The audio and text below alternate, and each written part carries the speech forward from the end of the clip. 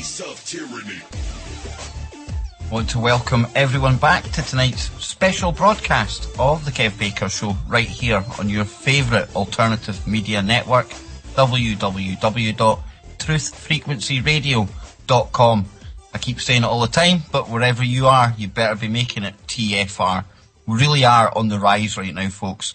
And it's due to that rise, and to all you listeners out there, that we're able to ask people like our following guest onto the show. So, less from me. Let's get into it. Ladies and gentlemen, Mr. Gerald Celente. Okay, tonight, ladies and gentlemen, it gives me great pleasure to say that we're joined by Mr. Gerald Celente. Now, Mr. Gerald Celente is the publisher of the world-renowned Trends Journal, and you can find his work over at trendsresearch.com. Mr. Celente, a big, huge, warm welcome to the Kev Baker Show. How are you doing, sir? I'm doing wonderful. Thank you so much for having me on. It's an absolute pleasure. Now, I had the privilege of reading over your latest Trends Journal. Now, in there, I see you were actually talking about Obama at great length.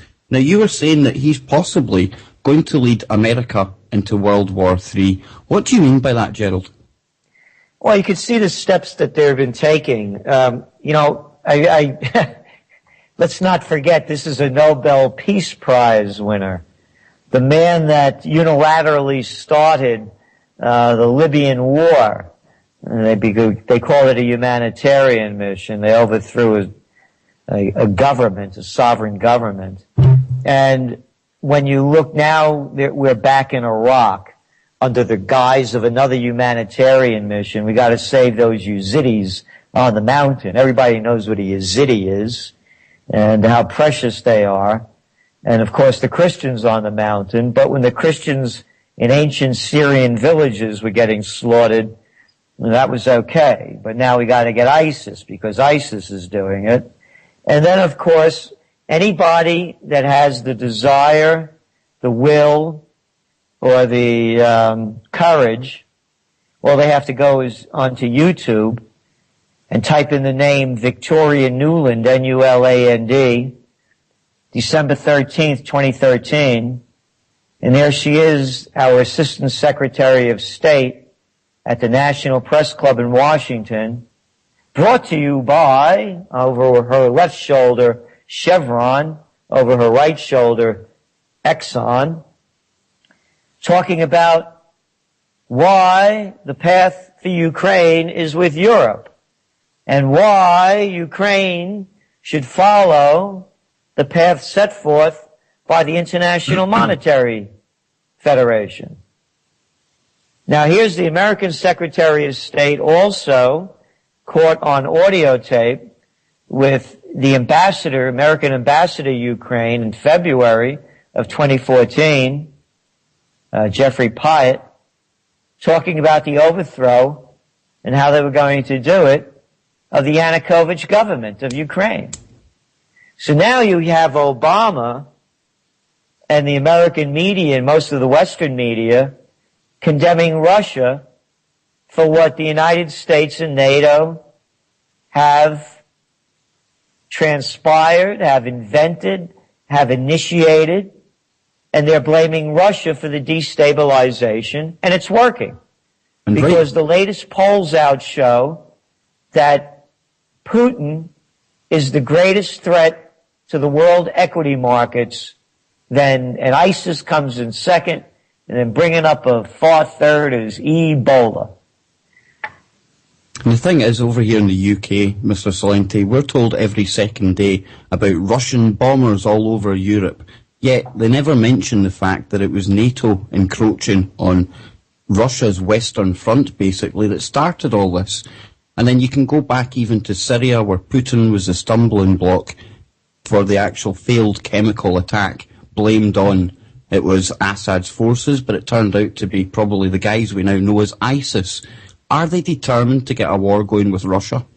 They're psychopaths, and nobody wants to call them what they are. Look at these people. How many more wars do they have to start? How many more people do they have to kill before people will call them who they are? I mean, you remember you had Cameron shooting his mouth off about how Gaddafi has to go. You had Blair over there shooting his mouth off about Saddam Hussein having weapons of mass destruction and ties to Al-Qaeda. You had Sarkozy starting the Libyan war, and Hollande now trumping it up in Syria, and now they're all back into Iraq. So what we're looking at while we're saying Obama has this way about him, as psychopaths do, to be very calm and very collected while they're doing the con job. Again, how many more people do Americans and the Europeans have to slaughter before they call it murder? And going back, to the other issues that you were mentioning about the reaction of Russia from NATO's encroachment. People have, attention deficit disorder. When the Soviet Union collapsed, the deal was clear as day, etched in stone, that the Soviets would give Eastern Germany back to Germany. And as the agreement for that, NATO would not expand any further than it was. And then Bill Clinton, Slick Willie, he broached that one, and he started pushing further and further into Eastern Europe. And then little Georgie Bush kept it going. So now you have U.S. flights, military flights in Estonia. Could you imagine if the Russians were in Canada and Mexico? Hey, how about the Cuban Missile Crisis? But no, it's okay for the Europeans to go into what was formerly Russian territory. So when you're talking about Ukraine and how the way Putin's reacting, and here's the thing, Kevin, John, that blow me away. What imbecile that has a brain between their ears thinks that little boy Cameron, baby cakes Hollande, or BS Obama is going to beat the Russians? If Napoleon couldn't pull it off, if Hitler, who launched the greatest military offensive in world history, couldn't pull it off, how could a bunch of military losers who can't win in Afghanistan, who can't win in Iraq, and who can't win in Libya going to beat the Russians? Well, Gerald, obviously Putin getting the blame for everything now. We've had, the White House press lackeys tell us that separatists fired the rocket at MH17, even citing YouTube videos as evidence, which is amazing. But the British press at the time, they were going absolutely tonto and coming up with headlines like, Putin killed my son. Now, Russia's just released satellite images, allegedly, of a Ukrainian jet firing a missile. So what's your take on this latest evidence, if true, would shut this lot up for a while? Where's the evidence from the United States? They're watching everything that everybody does, and they can't come up with any footage or satellite images of this? That's what it'll take. And they're not doing it. Again, I remember how this whole thing unfolded. I remember the day very well, because it was the same day that the other mass murderers, Israel, launched the attack against Gaza. So while the media was focused on the downing of the Malaysian airliner over Ukraine, Netanyahu launched the attack against Gaza. And that didn't hardly made the news until probably it started generating news about a week and a half later. So he used that as a cover-up. But immediately we heard from the American vice president, we heard from the American media and the Western media, that Russian separatists shot it down without one bit of proof. Just like what Kev was saying about the reports coming in about, Russian tanks and Russian this inside of Ukraine. And in this age of selfies, how about showing me some photos? No, we can't show you any because that's intelligence. Yeah, we'd be giving up our intelligence. Yeah, you have to have no intelligence to believe they're crap. So it is all one big lie. Don't forget, Saddam Hussein had weapons of mass destruction and ties to Al-Qaeda.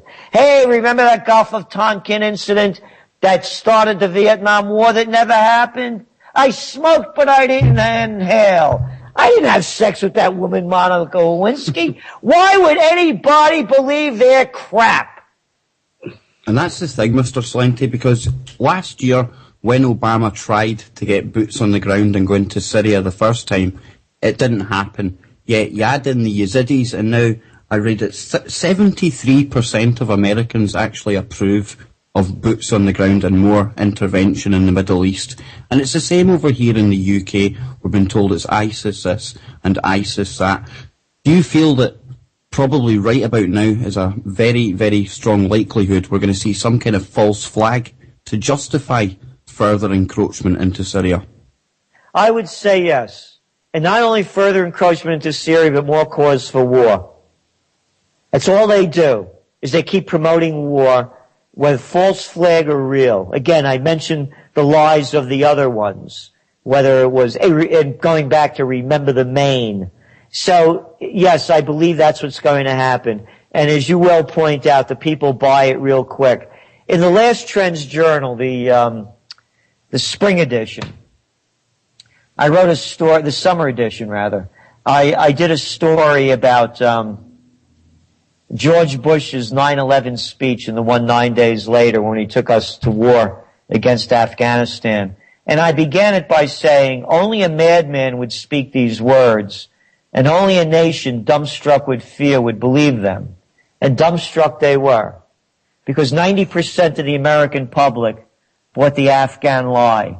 I broke down his speech, sentence by sentence, not one fact in it, not one. Even a phrase going back to 2001. And a man by the name of Osama bin Laden, a man by the name of, And all of a sudden he became public enemy number one. So the people are very easily led with propaganda, whether it's in the United States, whether it's in the UK, whether it's in Pakistan or Russia, you name the country. Propaganda is a good business to get into. You could do it cheaply and get great results. And our man over here right now, Moron, as I call him, he's actually shouting about he's worried another financial collapse is on the way. Now, with these markets being so rigged, Mr. Celente, surely they know when the next big collapse is coming. But how do we go about eradicating somewhere like the City of London? We see these LIBOR cases and the latest one about setting interests for currency exchanges. They were fined something like £1 billion. But when you actually look at how much trade they make on the foreign currency desk each day, it's something like $3 trillion. How do you actually go about punishing these people? Well, actually, it's $5.3 trillion. Wow. Yeah, and what it is that there's no consequences for actions anymore. They say that the fish rots from the head down. And when we were talking about the actions of the psychopaths in chief, be they presidents, prime ministers, or chancellors, the people mimic what goes on at the top. That's why they get the saying, the fish rots from the head down. And the financial markets are just another aspect of that, because no longer is there a threat that if you're caught for stealing literally trillions of dollars worth of money, that the consequences are going to be any more than a minimum fine, like you pointed out. That, compared to doing $5.3 trillion a day, and I think the fine was 3.2 trillion, which is, of course, probably about $1.5 billion, 2 billion euros. That's no consequence at all. So there is no punishment for crimes. The only people in fascist dictatorships that we have now, And I don't say that, by the way, to be inflammatory or to be confrontational. I say it as a matter of fact, because fascism is the merger of state and corporate powers, and too big to fail killed capitalism, if there ever was one that killed it. But anyway, under these systems, it's only we the people that pay the price for breaking the minor letter of the law, not dotting an I of it or crossing a T. While the big criminals, like the Tony Blairs, the George Bushes, who start wars based on lies, they get, look at multimillionaire Blair now. Maybe he'll become billionaire Blair. That's how he's rewarded. So in the system of corruption, from the fish rotting from the head down, that's what you're going to see more of. We're coming out with our top trends for 2015. Today, I had a conversation with Dr. Paul Craig Roberts, there's no one that I respect more for geopolitical and economic insights than him. And he was the former Assistant Treasury Secretary under Ronald Reagan. This is a guy that could and did bring in the director of the CIA and question him under oath. We were talking today, he's going to be penning one of the top trends for 2015. And it's going to be about the economy. And you alluded to it earlier when you said about rigging the LIBOR and rigging the Forex. The entire, and why isn't it crashing? How can they keep it going? Do they know it's going to fail? The entire system is rigged. How much more proof do people need? The proof is there that the LIBOR, their interest rates, to the tune of, by the way, since they found out they were rigging them, it's about $700 trillion. The LIBOR is rigged. Gold markets are rigged. I mean, all of a sudden, 3 a.m. in the morning, there's 40,000 shares of, paper gold being sold at a loss. So they're rigging the markets. And think of how easy it is to rig. If George Soros could destroy the pound as he did back then, and that was one man, imagine the central banks working in collusion. So the whole game is rigged. And going back to your first question, they're leading us to war, because that's what happens when all else fails. They take you to war. And the economies have failed.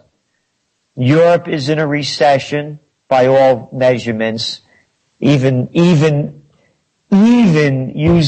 the fake measurements that the ECB and the European Union put out. They're teetering on it depending what country you're looking at. You look at what's going on in Japan. They just announced that Japan is in a recession.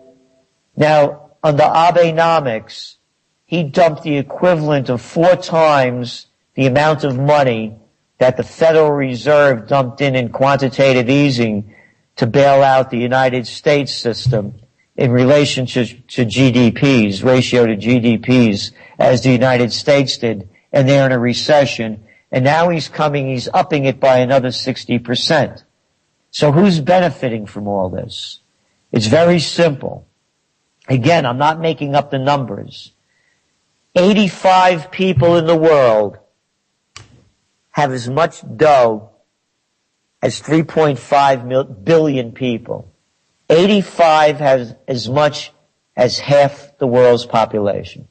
That's what the equity markets are doing. That's what all this quantitative easing has accomplished. That's what austerity measures have brought. That's their payoff. They steal from all of us and give to the banks that are nothing more than casinos that gamble. And one of our other top trends for 2015 is going to be bankism, not capitalism. And Nomi Prinz is penning that one. And she's well known for her books on the banking system and the corruption within it. Sorry, Ken, I was just going to say, how do you fix something that, even if the big fish lost its head, it would just grow another one and carry on the same way? I think the model to look at, the one that I see that only works, is the Swiss model of direct democracy. And, they have referendums on issues that the people get enough votes for and enough signatures for, and then you put them up for a referendum. And the argument that, well, that's a small country. It doesn't make any difference. 11 people or 111 million people. 11 million or 100, it doesn't make any difference. You're voting on one issue. And if you could bank online, you could vote online. And people say, yeah, but the voting online could be corrupted. Yeah, like it isn't corrupted now. And I would say that it has a better opportunity of not being corrupted if it's open to all public scrutiny. So that you have the greatest geeks watching the algorithms and whatever kind of information is coming out to see in each state, province, wherever, if it's in sync with reality. So for me, what we're doing along those lines, to answer your question, how do you change it? On May 2nd, 2011, we're launching Occupy Peace. And the website's occupypeace.us. This is just a United States initiative. Anybody that wants to do it in their country, knock yourself out. Yeah. But the way we look at it is that we honor thy founding fathers. And each of them, beginning with Washington, a real commander-in-chief, not like this little boy Cameron or Hollande or Obama that couldn't fight their way out of a paper bag. This is a guy that led the troops. His farewell address was no foreign entanglements. Benjamin Franklin, no foreign entanglements. Adams, no foreign entanglements. Jefferson, no foreign entanglements. Adams, no foreign entanglements. And the world was at war back then. So what we're doing with Occupy Peace, other than other rallies, we're going to have takeaways with this. And one of them is going to be a move toward direct democracy. So that any time the nation goes to war and Congress has to vote on it, we'll tell our congressmen in each state the way we, the people, want them to vote. And we want to get referendums on each state ballot to make that possible. And we're calling them Proposition Peace ballots. So, to me, the answer is you have to break the two-headed one-party systems. There's no difference between the Conservatives and Labor Party. There's no difference between Republicans and Democrats. There's no difference between the Bloods and the Crips. They're all murderers and thieves. They steal your money in the name of austerity or too big to fail or tax breaks for their buddies. And they kill millions in the name of freedom, democracy, and humanitarian missions. So looking forward to 2016, Gerald, who do you think is going to be the new teleprompter-in-chief? Will it be Hitlery or will it be Jeb Bush? The way it looks now, it's Hitlery. And here's the way I see it lining up. And again, anything could happen, but the way things are now, at this moment, I would say the wild card in this is going to be Rand Paul. And with Rand Paul, it will be very reminiscent to 1992, when Bill Clinton ran against Papa Bush, and Ross Perot was the wild card. Ross Perot got almost 20% of the vote, and he dragged that vote away from George Bush. Rand Paul will drag it away from Jeb Bush if he runs on a third ticket. And Rand Paul at this point, doesn't have a shot because of and the same reason his father didn't. It's the abortion issue. You have these guys telling other people what they should do with their bodies, and that's offensive to a lot of women, particularly. And issues like that and the drug issues are going to be real big negatives for him. And besides that, he's a two-faced little boy, a guy born on third base and thought he hit a triple. This is a guy that came out and said no more foreign aid for Israel until AIPAC. He couldn't take the hot air from AIPAC. Little Randy crumbled, man. Okay, no foreign aid except for Israel. Another coward. They're cowards. There's not a man or a woman among them. So it looks like more of the same. The dynasty keeps going on. But again, anything could happen between now and then. You know, we could see an internet candidate pop up, and that could well happen. So the field is wide open. By the way, we had midterm elections here in the States, as you know. 36% of the people turned out. Well, otherwise, 74% of the people stayed home. Didn't want to be a part of a charade. That's exactly what it is, Mr. Celente, and I want to thank you for your time tonight. And you know, the Americans maybe could do a lot worse than a Gerald Celente running for president over there. I tell you that. I'll go for that. Exactly, you seem to have your head screwed on, Mr. Celente. Again, I want to thank you for joining the Kev Baker Show, and hopefully we can have you on again sometime in the future, sir. I would love to. Thank you so much, and thank you for all that you're doing. And thank all of you out there for listening to that interview. I hope you enjoyed that. Mr. Celente will be coming back soon. And wherever you are, keep it TFR.